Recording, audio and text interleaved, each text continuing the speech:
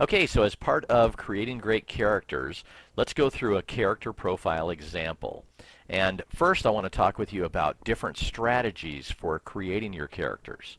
The key, of course, is to discover who your character can be. Now I'm going to give you three quick ways to do that. The first is what I call the front door, where you create the character profile before you write your screenplay.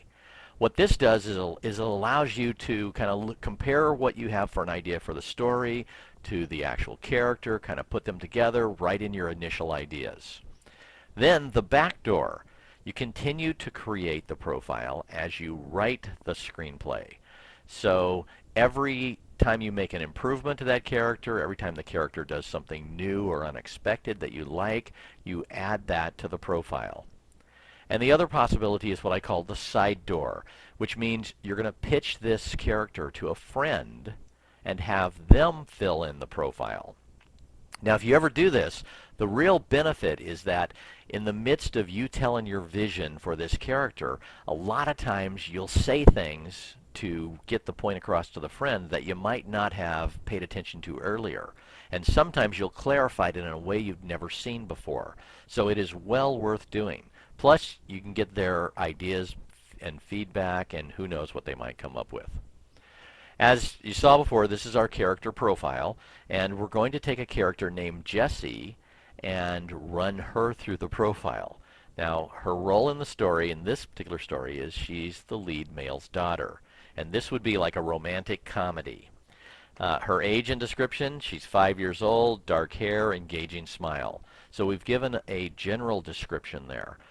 We may come back later and add something else to it that kind of fits what a description might be like in a screenplay. Next is core traits, and before we jump into that, let me address something that I see a lot of times. People have a tendency to take one trait and expand it into 10 different versions. So if you take a look at this, imagine for a moment you've got a character who is charismatic, and then the next trait, and this is what I see a lot of times, they'll say leader, and then the next one they'll say outgoing, and the next one they'll say inspiring. And in reality, all four of these are pretty much part of the same thing.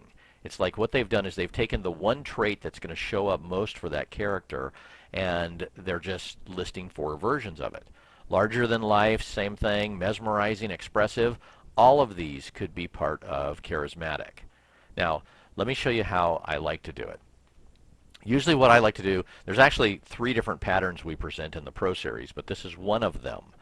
I like to list in how they present themselves from an external perspective, as in what's the image they're going to deliver. What is their emotional state? What is their intellectual state? And do they have a subtext trait? So let's take Jessie. She's 5 years old. Externally, she comes across as charismatic. Now, in this movie, what she's going to consider to be her main job is to find a wife for her dad, right? So the other part, so she's going to be very charismatic and she's going to be outgoing and making this happen, but at the same time, she's also fragile emotionally. So if something doesn't work, it completely crushes her. On an intellectual perspective, I'd say she's a very smart little girl, and from a subtext perspective, she is sneaky. So our character is charismatic but sneaky. Also, she is, she's smart, but at the same time, she's emotionally fragile. So it makes for at least a somewhat interesting character. So notice I just plugged those core traits in right over here. So Jessie's core traits are she's charismatic, she's fragile, she's smart, and she's sneaky. Now I'm going to come back to the subtext in a few minutes. I think we need to discover a few more things about her before we get into subtext. So from an optional perspective, her flaw is that she throws fits. And I want you to notice that fits perfectly with the core trait of fragile. If things don't work for her, she immediately goes into an emotional meltdown. So a character arc for her could be going from fit throwing to considering others. Now, what she wants is to get a mother, which is what she's pursuing throughout the entire movie. What she needs is to feel loved. And finally, usually I try to have 4 or 5 traits or 4 or 5 things on the right-hand side, the optional side here. In this case, I'd like to add one more that I think is very important to this movie. What makes Jessie unique is that she has spent most of her time playing a CIA video game, and she is a total CIA wannabe. Now, this does two things. One is it gives us something for her to focus around, but second, it now gives us her character subtext logline. Jessie is a sneaky girl who loves setting up covert ops. Now, this is, if you'll think about it, her covert ops, in this case, are going to be about getting her dad a wife who ultimately will become her mother. So, what we've done is we've created a very simple character profile for Jessie that is very specific and precise to who she is.